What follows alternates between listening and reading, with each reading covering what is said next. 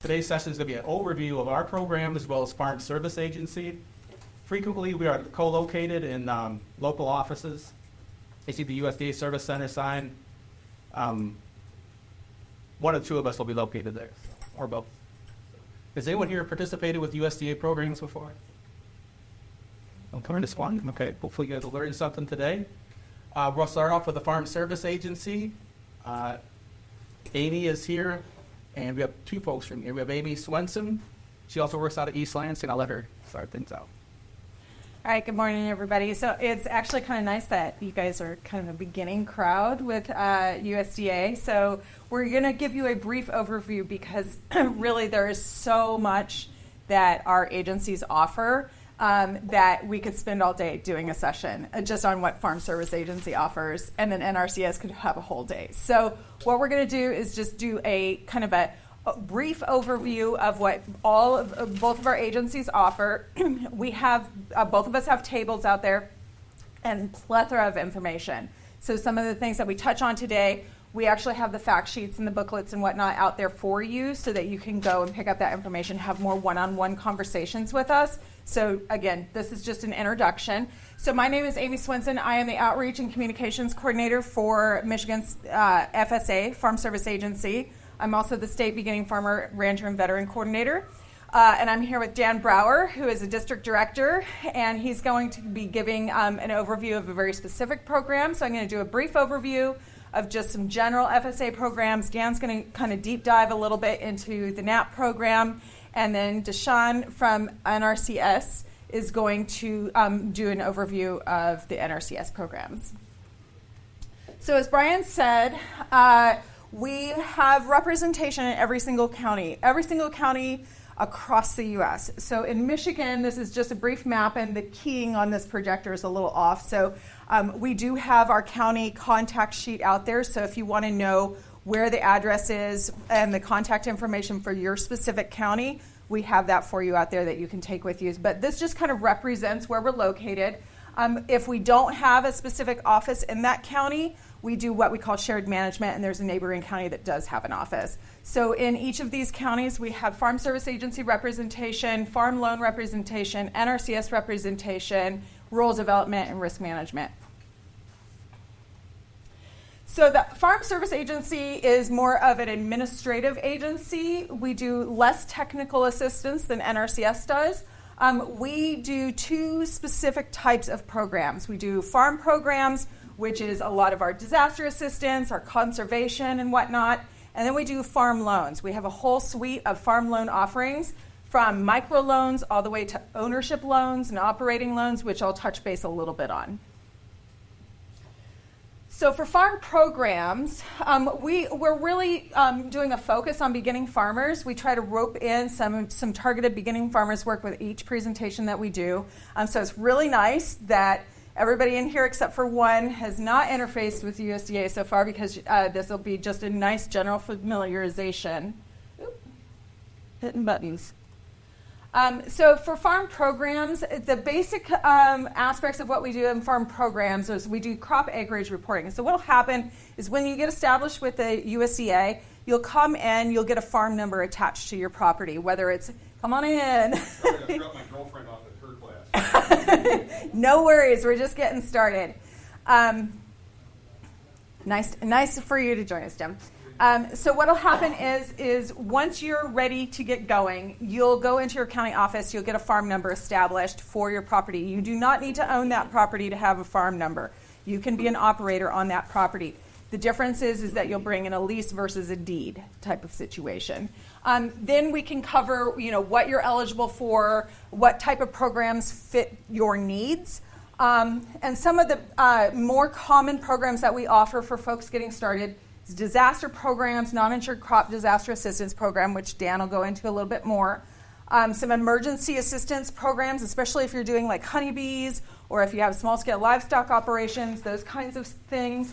Livestock indemnity, forage disaster. And then we have this really great program called the Farm Storage Facility Loan Program. And that's for folks that, say you're doing vegetable production, you need cold storage, or you need grain storage, things like that. There's a lot of different types of things that you can do with a farm storage facility loan. They're very popular. And I'll cover just briefly on those here in a sec. So ELAF is what we like to call emergency assistance for livestock, honeybees, and farm-raised fish. So I know we have a lot of bee producers here today, so I wanted to kind of touch base on this. I don't know if any of you all are doing bees, but just in case. And some of the things that we could cover with ELAP are things like feed loss. If you incur losses for feed access, if you need to transport if you have livestock, for instance, and you need to transport them out of the area because they don't have enough forage, if you need to transport water in, if you are losing money because of hauling feed due to drought, things like that. Oops, long way. So farm storage facility loans, as I mentioned, are becoming quite popular. It is a financing option. There is terms applied to it. We have some information out there for you if you want to go more in depth in it. But if you're doing things like meat or wool, say you have some sheep and you're doing wool production and you need some wool storage or you need hay storage, things like that, that all falls under the farm storage facility loans. Some examples here: cold storage, as I mentioned, food safety equipment, grain bins, and storage and handling trucks. So farm loans for folks, I'm just going to give you a brief overview of what farm loans are that we have. Here's a general suite of what our farm loans are. It seems a little out of focus, so it may be hard to see, but we have this sheet out there for you so that you can go through it. We have everything from ownership loans, like I mentioned, up to $600,000, to microloans for up to $50,000. We have operating loans if you're wanting to purchase livestock or feed or things like that. Those are the general ones that beginning farmers are going to gravitate towards. So I'll point those out, but we have a lot of different kinds of things, including youth loans. So a farm operating loan, as it sounds, is for operating your existing farm. You can purchase equipment with that, livestock, production expenses, you can refinance. There's a few different things that you can do with it. The limit is $400,000 on that. And for farm ownership loans, pretty self-explanatory. You can do land purchases. You can actually use this for farm purchase, or you can also do capital improvements on your property, as well as conservation projects. The limit on farm ownership loans, you can't see it on there, is $600,000. Microloans are very popular for folks getting started. They're up to $50,000. It's a little bit of a simpler process, and there's a shorter repayment term there, 1 to 7 years. They can be really accessible for folks getting started. All right, so that's just a really brief overview of our generalized programs for essence of time. Before I jump into NAP with Dan, I wanted to bring up Josh, who is our new County Executive Director for our Urban Ag Office in Grand Rapids. So he's local to you guys. I just wanted him to kind of introduce himself and let you know what's going on there. Good morning, everyone. My name is Josh Schultz. I'm the new CED for the Grand Rapids area, which is one of 17 pilot sites around the country that the USDA is trying to see how they can support urban agriculture the same way we support rural agriculture. So our service area right now is the city of Grand Rapids, Kentwood, Muskegon, and Holland. And we're looking at how we can service people outside of those city limits that do urban and innovative production. So this includes, growing in the city on small lots. It can include controlled environment indoor. I have a producer who grows in shipping containers, for example. It can be, aquaponics, hydroponics, any of those new emerging technologies in agriculture is what we're looking to support and promote. So in the last year, we put together our county committee for the urban group. So we have urban producers who are now making the decisions for FSA for the other urban producers. And moving forward, we're starting a farmer-to-farmer training program with some of our community partners, including the West Michigan Environmental Action Council, and the Farmers of Color Land Fund So we're moving forward with some of that, as well as working on our programs and getting our office set up. So we're currently located in the Kent Service Center, which is on the corner of Leonard and the Beltline in Grand Rapids. Does anybody in here do urban production? Or innovative? No? right. Okay. We Thank also, you. oh, I'm sorry, go ahead. I was just saying thank you. We also have a new county executive director that just started in Detroit. He's unable to join us today, but we're getting that office up and running. But we're now becoming very active in Detroit as well. So if you have any questions about that. Yep. With that, My turn. I will turn it over to Dan. Once Dan finishes, we'll take some questions on FSA, and then we'll turn it over to NRCS. All right. Good morning, everyone. My name is Dan Brauer. I'm a district director for FSA. So I cover about 10 offices that include 11 counties, or 11 counties that include 10 offices in Southwest Michigan. I got to share with you, last time I did this was in Grand Rapids, and I walked up to the podium, and I'm looking for my presentation, and it's not there. And I thought, oh, snap, here we go. And so I had to wing it the whole time. And so on Thursday, I was messaging Amy. I'm like, do I need to bring anything? Do I need to bring a thumb drive? Whatever. She's like, no, I got you covered. And as I was walking down the hallway this morning, I met Amy. She's like, I can't get on Wi-Fi. I'm like, oh, no, I'm not doing this again. So luckily, we had the presentation today. So I'm going to dive into one of our programs that's more common for specialty crop producers. When I talk about it, think about crop insurance. Think about risk management for your crops or your commodities, because that's what this is going to cover. And although I'm supposed to always be politically correct, I'm kind of going to veer off a little bit just to try to help explain this program in layman's terms, because obviously government doesn't always explain things in layman's terms. So the Non-Insured Crop Disaster Assistance Program, called NAP. Government loves acronyms, so just remember NAP. So NAP is a program that helps farmers to manage their risk through coverage or policies on crops, commodities, when they have a loss or prevented from planting due to an eligible disaster event.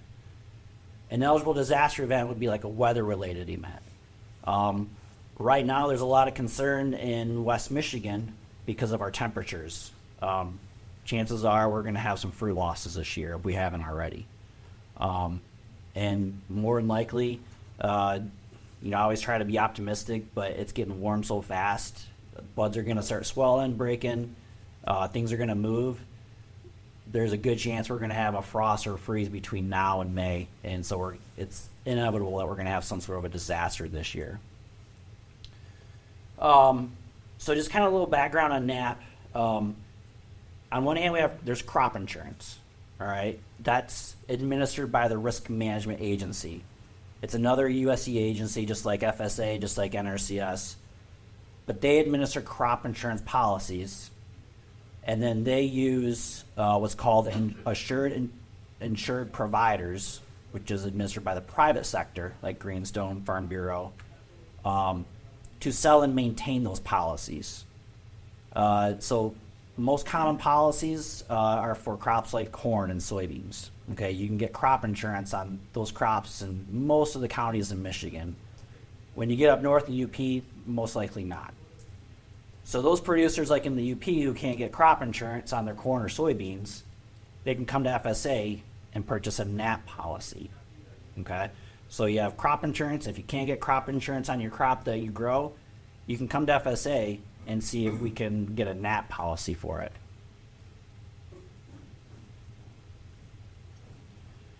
So we use the term producer with FSA and NRCS and RMA. They call us producers or farmers. To be eligible for NAP, you have to be an owner, operator, landlord, tenant, or sharecropper who shares in the risk of producing a crop or is entitled to a share in the crop had it been produced. When I say producer, it's really important that you understand the producer is the entity or the individual that's actually doing the farming. One problem we run into a lot with eligibility for our programs is John Doe comes in and says, hey, I want to get a policy on that.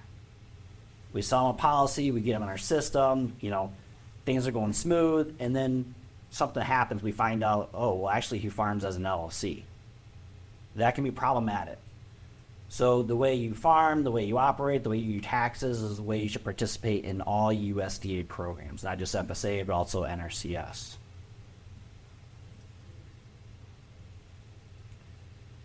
So getting back to eligible crops, crops that are commercially grown.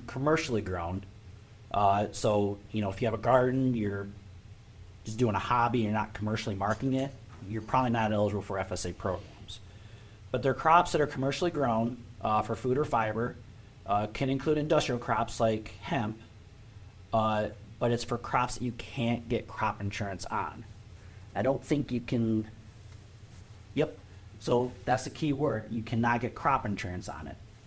Now, there's two exceptions to that. Sometimes the risk management agency will come out with policies that you can get a policy on a crop and also get that policy on that same crop. Those two exceptions are called pilot policy program and whole farm revenue. Okay, I'm not aware of any other programs that RMA offers where you can carry both policies. But you cannot double dip. So if you get a policy on NAP and one of those other programs and you have a loss, you can only collect on one. I'm not a crop insurance expert. I know a little bit about it. The whole farm revenue, basically, it covers revenue from your entire farm. Versus NAP covers you're insuring your production for that specific crop. Pilot policy is a little bit interesting. I can only think of one pilot policy program we have in the state. There's probably some more out there, but it's for tart cherries, and it's in a lot of the counties along the Lake Michigan lakeshore. I don't know a lot about it. It's been there for like 15 years. It has its advantages for being termed a pilot policy, but we do have some producers that carry a NAP policy and a pilot policy on their tart cherries. I think pilot policy covers more of the revenue side of it, where NAP is just you're ensuring your production. But again, those producers that carry both policies, if they have a loss, they can only collect on one.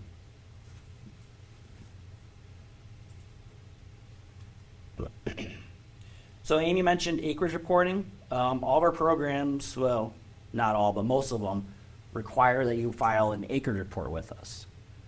Just kind of a little interesting fact. Part of the reason behind that is we don't just offer programs. FSA also is a record-keeping agency for agriculture for the federal government. So World War III breaks out and we need to know how much ethanol we can make from corn. They can go to FSA and say, hey, how many corn acres are planted out there? So that's one reason why we collect acreage reports. But also we use it a lot of times for our programs. Congress will use it, taken into consideration when they design new programs for farm bills. So for NAP, the requirement is you have to provide us your acreage report. Being government, we do have deadlines. And if you miss a deadline, you can still late file the acreage report. We just have to assess the $46 fee for each farm you want to late file. And just kind of a note, for vegetable producers, most acreage reporting deadlines is July 15th. And if you have fruit, the deadline for most fruit crops in Michigan is January 15th.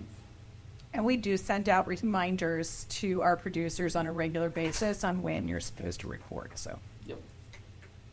Yeah, if you participate in our programs, you'll get to know the staff in our offices. It's I don't know, we kind of have a unique relationship with our producers because we see them every year. And it gets interesting. I've been with the agency now for almost 17 years, and I started when producers came in, sometimes with babies, and now I see them, they're almost as tall as me. So we tend to see those generations turn over. It's just kind of a unique situation. So back to acreage reporting, there are two exceptions. Sometimes producers are unable to report their acres because they haven't planted yet. If they haven't planted yet, then you have 15 calendar days after the planting is completed to report those acres to us. The other exception is if you renting land and you don't have a lease yet. If you don't have a lease or entitlement, that paper trail that says you're entitled to that ground, we can't add you to that farm record. So once you get that lease, then you have to turn it into us, and within 30 calendar days of getting that lease, then we'll let you report those acres. If you go beyond that 30 days, then we have to assess a late file fee.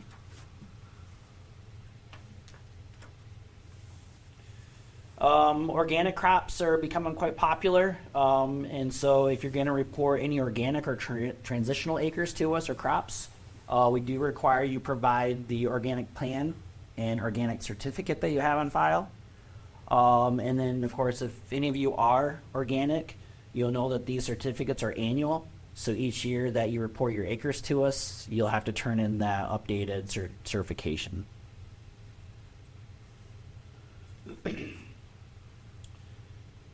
So, coverage, elections. NAP, a lot of our NAP policy also mirrors some of RMA's policies in terms of how it's administered. It does require a service fee. The service fee for each crop is $325, but if you farm in one county, it's not going to exceed $826. So it's kind of the beauty of the program a little bit. If you farm 10 crops, or if you want to get a policy on 10 different crops, the most we're going to assess for a service fee is $826. In Berrien County, we have producers that have 40 acres and they might grow 60 different crops. And they will get a policy on all those crops, and the most we're going to charge them is $826. And then if you're a multi-county producer, then it goes up to $1,950. So same thing, if you farm in multiple counties, the most we're going to assess for a service fee is $1,950. And then in addition to the service fee, we have buy-up options, which is a coverage level. And with the buy-up comes a premium.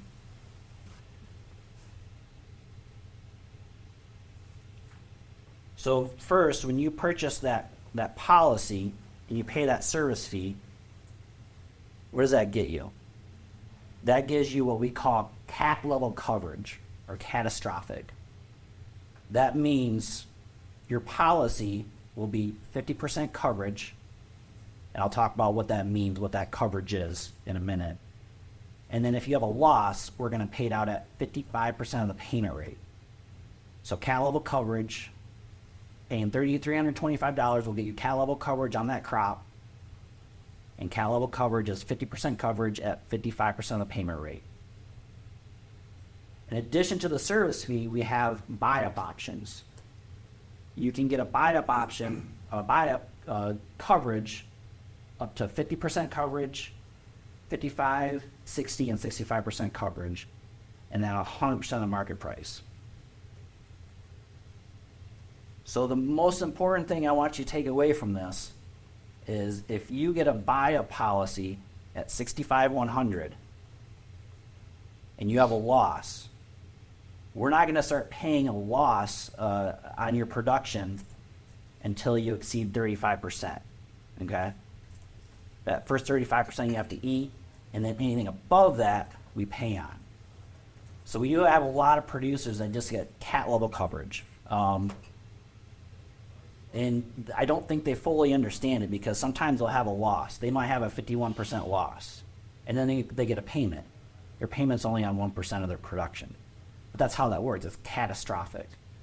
So I want you to understand this, because if you get a NAP policy and you have a loss, don't have these high expectations that you're going to get all this money coming to you. And then we have a payment rate for each crop. And so when you do have a loss, if you do buy-up, you'll get 100% of that payment rate. Versus catastrophic coverage, you only get 55% of that payment rate. You doing okay on time?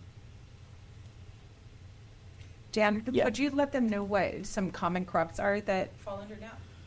Well, so the NAP program is a national program. So it includes every crop. The key is whether or not it's insurable in your county where you grow that crop. So I'm from Southwest Michigan. Some of our common crops that we have, we'll say bearing. Does everyone from Michigan? Okay. So Berrien County, growing up, I always wanted to be a farmer. And then I became a CED in Berrien County, and half of it is fruit and vegetables. I didn't know anything about fruit and vegetables. I knew pigs. I was from Cass County. And so I started learning about all these different types of fruits and vegetables. So in Berrien County, some of the common crops are corn, soybeans, apples, peaches, squash, tomatoes. Okay, those crops that I just listed, the only ones eligible for NAP are your squash and tomatoes. Okay. RMA will insure corn, soybeans, wheat, apples, peaches, juice grapes. Anyone here wine grape growers? No? Okay. But when you get into like the onions, the pears, plum cots, pluots, all the different varieties of raspberries, RMA will not insure them. So those producers that grow them, they will come to us and get a NAP policy on those crops. And then one other point I wanted to make, RMA does offer a lot of different types of insurance programs. Some of those programs are revenue programs, okay? The NAP program is a yield-based program, so you're insuring your production and your yield. And then if you purchase a NAP policy, you elect to buy up coverage, and then the application closing date to purchase that policy, once it closes, then that policy becomes irrevocable.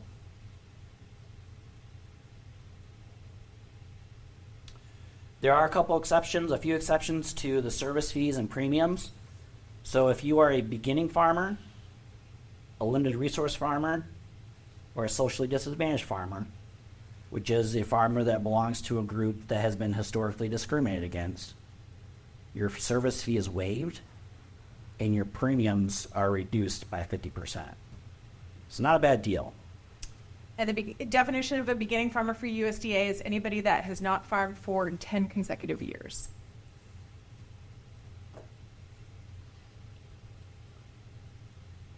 I'm just going to run through this real quick, just for your own personal benefit. The premium calculation, so if you get a NAP policy and you want to do buy-up, we take the acres you report to us, times it by your NAP approved yield. I don't have a really good slide in here on the NAP approved yield. I'll talk about that here in a sec. But when we take that, times it by your share, the coverage level you elect, and then the NAP price for that crop that we have on file. And we times that by a premium factor of 5.25%. So when we talk about coverage, the coverage that the policy that you're going to get the coverage on that you're insuring per se, I'm not supposed to use the word insurance because NAP is not an insurance program. It's a disaster assistance program, but I'll talk about that later, I guess, if you want to talking at the booth. You're insuring your approved yield. So when you come to us, if you want to get a NAP policy on a crop, you have to try and provide, if you've grown that crop in the past, you need to provide us at least your past 4 years production history. We'll take that, divide it by 4, that's your approved yield. That's what you're insuring. So if you're,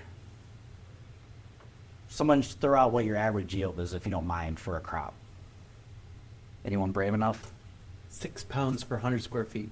6 pounds per 100 square feet. Oh What my do you grow? goodness. We're a seed company. Okay. Okay. We don't think in acres, we think in 100 square feet. Okay. Got it. That's okay because, like I said earlier, a lot of our NAP producers will have like 40 acres and they grow 60 different crops. So when they report their acres, we're talking like 0.2 acres, 0.3. So, okay, so 6 pounds, we'll just go with that. So we'll say your approved yield is 6 pounds. If you get a cat level policy on that, you're insuring 3 pounds, 50%. Okay? Usually when the deer come 0. So that 50 is better than nothing. I have Christmas trees. Don't get me started on deer right now. And I just met with the DNR yesterday on that. But so back to a good example. You're not going to be considered for payment until you have at least a 3% loss. So if you have a 4% loss, we will pay you on 1 pound at 55% of the payment rate we have on file for the seed that you grow. Okay. So if you just get a cat level policy, the payment limit, the most you can get out of the net program is $125,000. If you get a buy-up policy, that payment limit increases to $300,000, and because it's capped, your premium is capped at $15,750. So we do have a lot of producers in the state that grow large acreage of vegetables. And sometimes this amount is just kind of a drop in the bucket to them because specialty crops are very high dollar crops, a lot of high inputs. So it kind of works out a little bit to their benefit in some ways because a lot of times they might get $300,000 pretty easily. But then the benefit of that is the most they're going to pay in a premium is $15,750.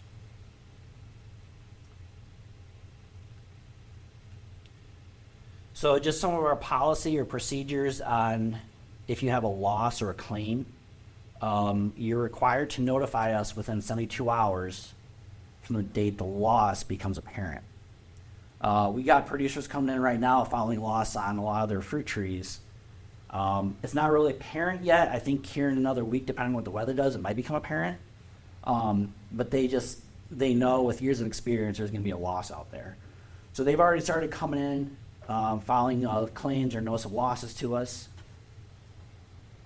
So you have 72 hours to notify us, and then you have 15 days for prevent plant claims, 15 days within 15 days after the final planting date, And then for low yield claims, it's the earlier of 15 calendar days from the date the loss is apparent, within 15 days after harvest.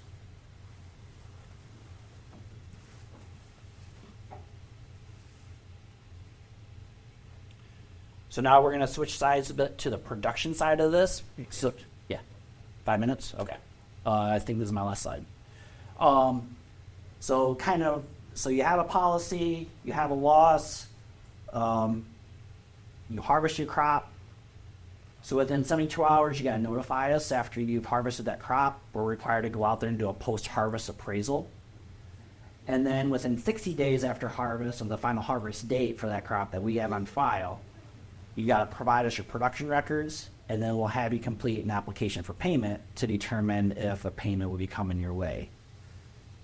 If you don't file a loss, then what this bottom bullet says is you have until the subsequent year's acreage reporting date to provide your production. So every year you're expected to provide us your production for that crop that you're growing so that we can keep up on your approved yield.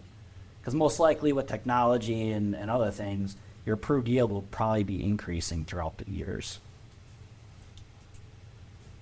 All right, so before we get any questions, just a couple reminders.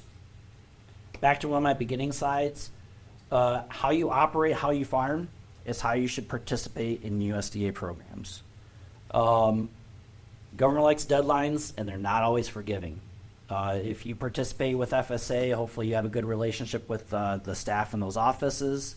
Hopefully you receive phone calls from them, letters from them, notifying you of deadlines to report your acres, to purchase a policy, but that always can't be relied upon.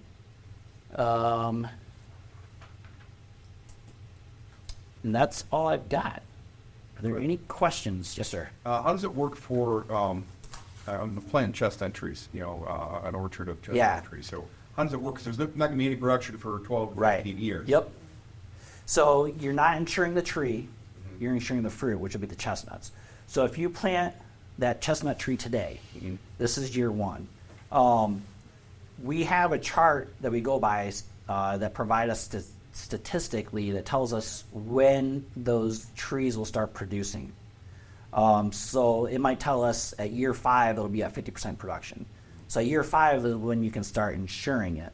Okay, we'll just have to adjust your yield a little bit because you're not at 100%. But that's when you can start insuring that. One program that Amy didn't talk about that we also have is the tree assistance program, also common in the west side of the state. It's a program that provides cost share assistance when you have an eligible natural disaster. So I was just talking with someone earlier, I think it was Brian actually, in 2014 and 2015 we had really bad freezes, killed a lot of fruit trees. Those producers can claim crop insurance or NAP on the loss of production, but then they don't have anything to cover the trees, and they got to get them out of there. So they'll come to FSA, they'll apply for the tree assistance program, and they'll work with us to remove those trees, replant new trees, and then we provide them a little bit of money to kind of help take the sting out of the loss that they incurred in moving those trees. So just what I wanted, the distinction there is NAP covers the fruit typically. Now there is an exception with getting the Christmas trees and flowers, and that's it I can think of. But mostly NAP covers the fruit. Okay, so 5 years down the road, when they start dropping some nuts, that's when I'll be able to get the NAP. But in the meantime, let's say next year the deer come in and eat all my trees. That's where the tree assistance program. Yeah, you only got so many tags. Yeah, I know. So no, the tree assistance program only covers eligible natural disasters. It does not include wildlife Flood, damage. freeze. Flood, freeze, tornadoes. Yep. Okay. Yep.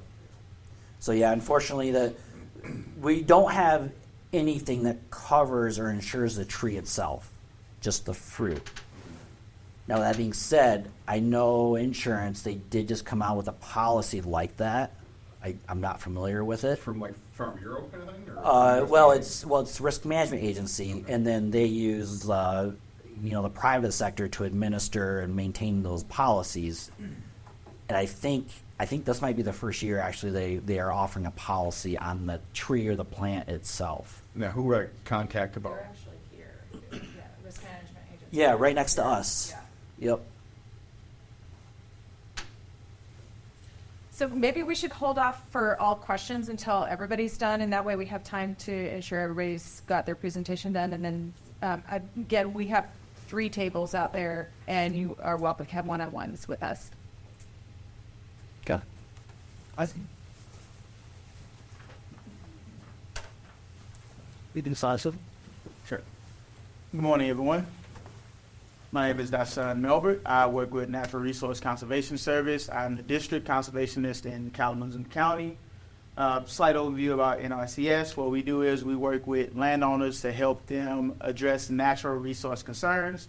Those natural resource concerns deal with soil, water, air, plants, animals, humans, and even energy. So if there's a concern on your property dealing with one of those natural resources, reach out to your local service center. There you go.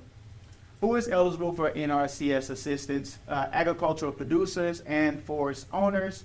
You do not have to be a landowner, but I want to reiterate what Dan said earlier, is just make sure that you do have an agricultural interest in the property. You can be an entity, you can be a private individual, you can be a land manager, so it can be land that you have leased out to someone else.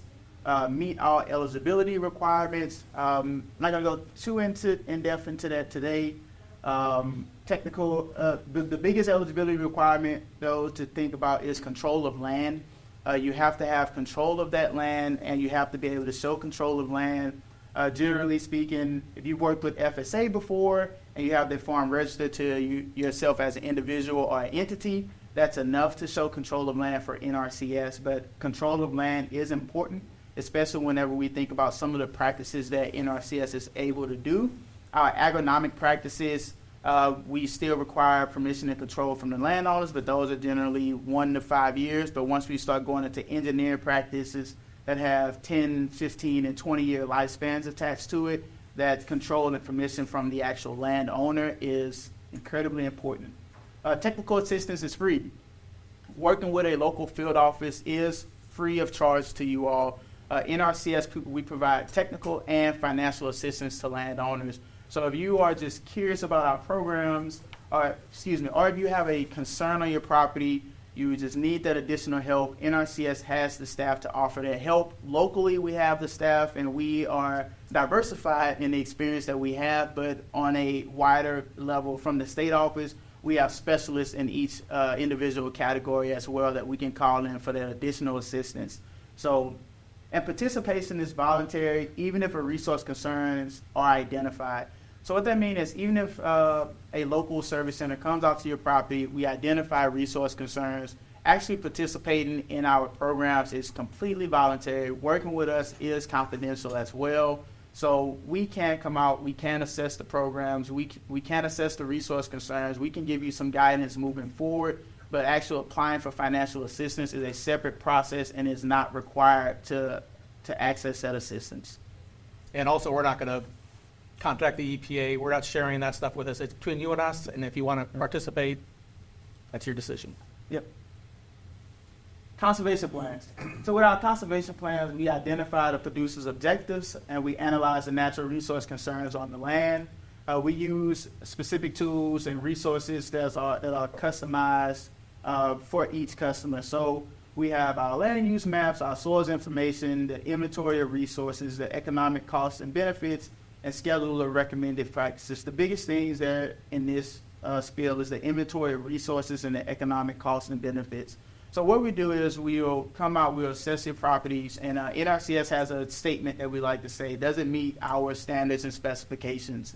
And so with that being said, we'll come out and we'll assess what your natural resource concerns are, and we can help you determine if that's an issue that NRCS will financially cover. And we can also let you know if that's an issue that should be addressed by you on your own. And then whenever you work with NRCS, one of the things that we try to provide is an economic cost and benefits to you. So that's part of the decision-making process on whether or not you want to move forward with actually addressing this issue. Because at the end of the day, we have to make sure that it makes sense cost-wise to you, and we try to provide the dollar amount that NRCS will provide in financial assistance and what we estimate the practice to cost to install, so that way you can have a full scope before you make that actual decision. Okay. The next slide. Environmental Quality Incentives Program, probably one of our most popular programs. It provides, one of our main two programs, It provides financial assistance for implementing new conservation practices. Conservation practices must address a specific resource concern. Payments typically provided after practice is installed, and NRCS accepts applications year-round. So back to our financial assistance. What NRCS does is we identify and we try to address those resource concerns with technical and financial assistance. The financial assistance is always tied to a program with NRCS. One of the main programs is Environmental Quality Incentives Program. And one of the things I've ran into is the practices that we have, it must address a resource concern. And that's where we go back into the NRCS standards and specifications. A really good example is fencing for grazing and livestock. If you have existing fencing and the fencing is sound, it's stable, animals aren't escaping, but you may want new fencing, yes, it can be a concern and a practice for the landowner, but can our NRCS fund that? Probably not. But if we do have those issues of where, hey, we're trying to prevent animals from getting into a water system, we're trying to prevent animals from getting into a forested area with riparian areas, then that's where there is a resource concern for NRCS to address. Payments typically provided after the practice is installed. What I try to explain to landowners is that NRCS is a reimbursement style system, so we will design the practice, you will implement the practice, and then once the practice is implemented and NRCS evaluates it to make sure it meets our standards and specifications, then we will make payment 90% of the time. Unless you are a member of what Dan talked about earlier, one of the historically underserved groups. If you are a member of one of those groups, NRCS does offer an advance payment to those practices in advance. So with an advance payment, if you're a member of one of those historically underserved groups, you can just request from the field office and say, hey, I'm looking to get started. I need a pay down payments to contractors, buy materials, or any of those types of things, and we can offer up to 50% upfront.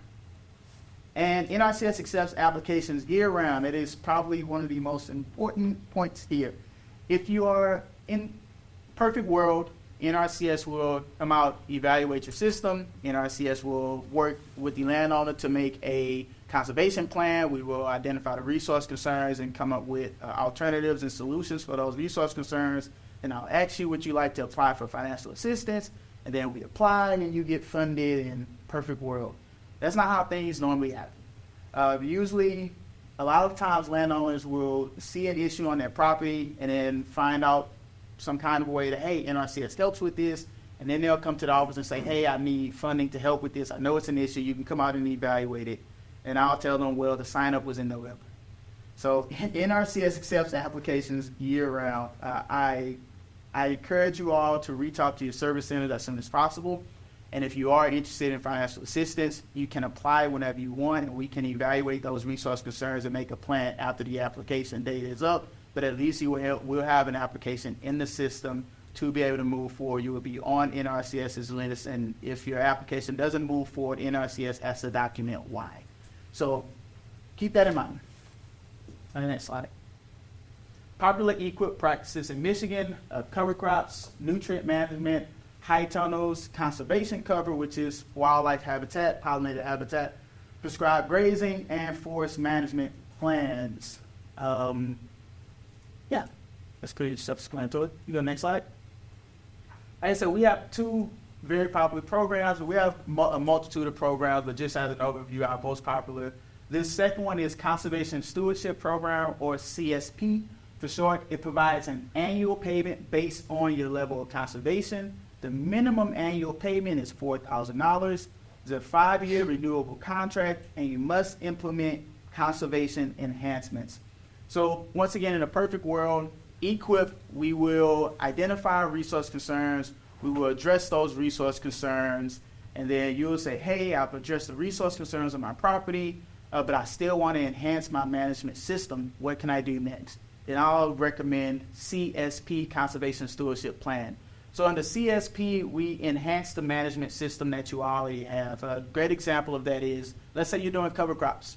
Under EQIP, we started cover cropping. You're cover cropping the single species, and great, your EQIP contract is over. You now have cover crop as part of your management system, but you still want to enhance that management system and receive some additional assist payments to do cover crops. Under CSP, we can increase that level of management by doing a multi-species cover crop.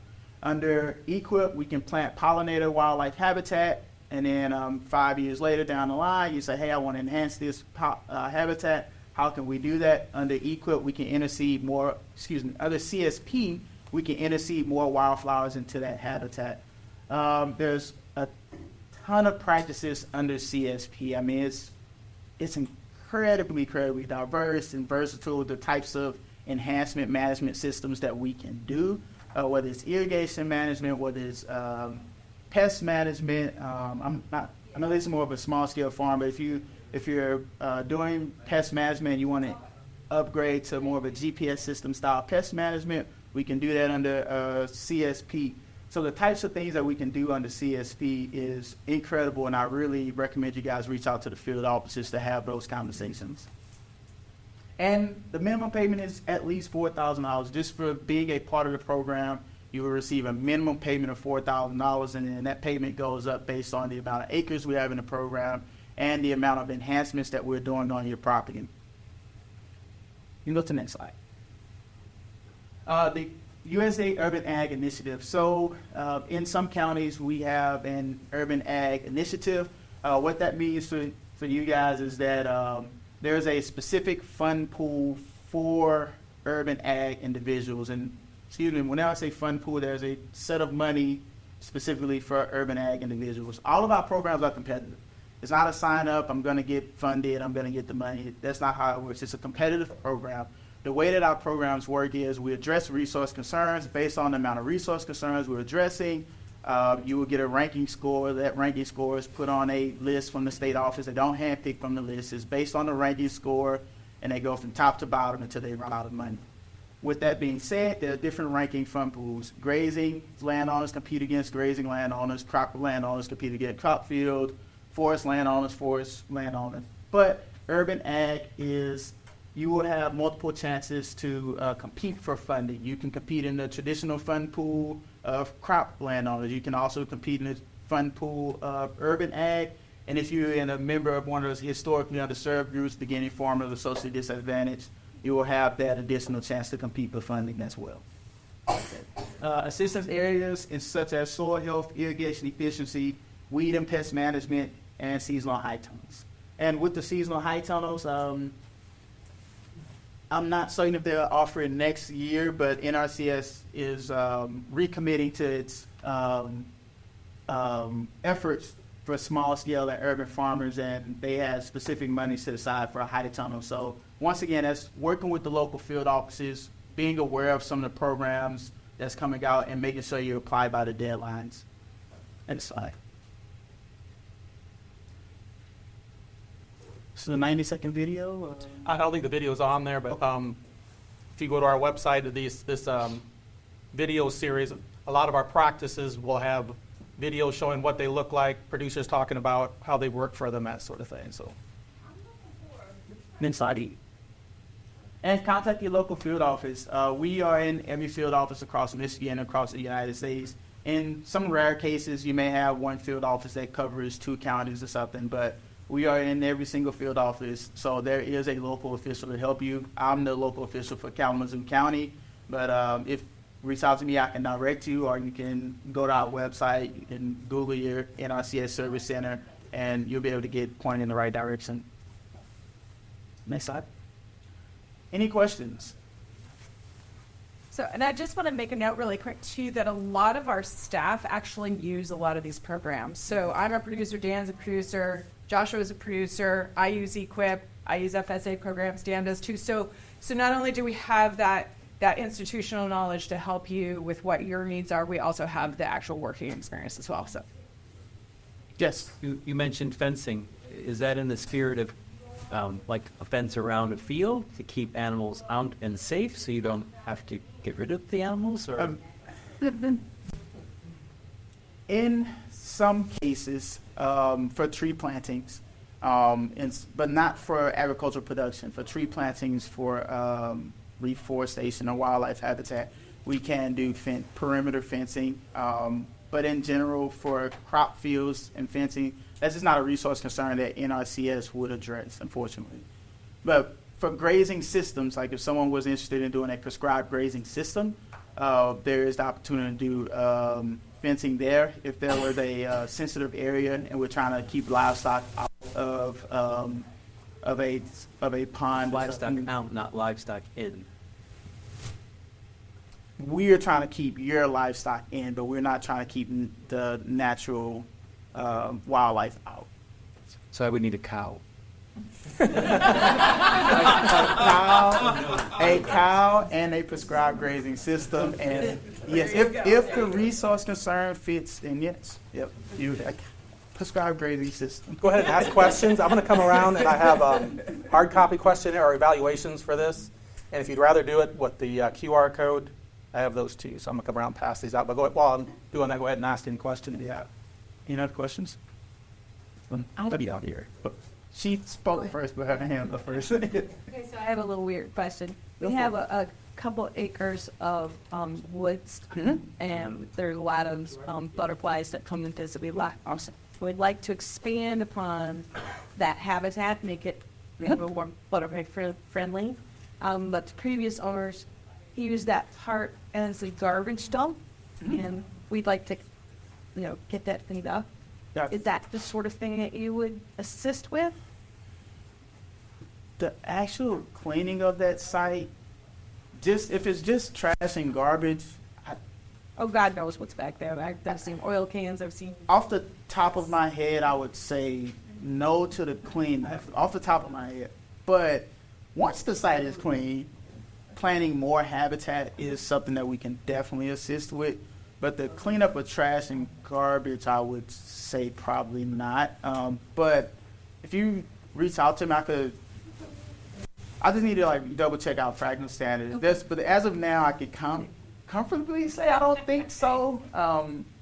But yeah, just reach out to a local field office and see. And even still, if you see what our payments, if you see where some of our payment rates are, and you're like, well, at least I'll get assistance on the back end of doing the planting, it may make it worth it to you to put that labor in on the front end and get that cleaned up, because you want it done, right? Yeah. You want it done at some point, but this can be the extra light a fire underneath you to help it get done. So it still would be worth reaching out just to see what NRCS can offer and how that assistance looks for you. Because there can be some of our practices, the payment rate includes labor.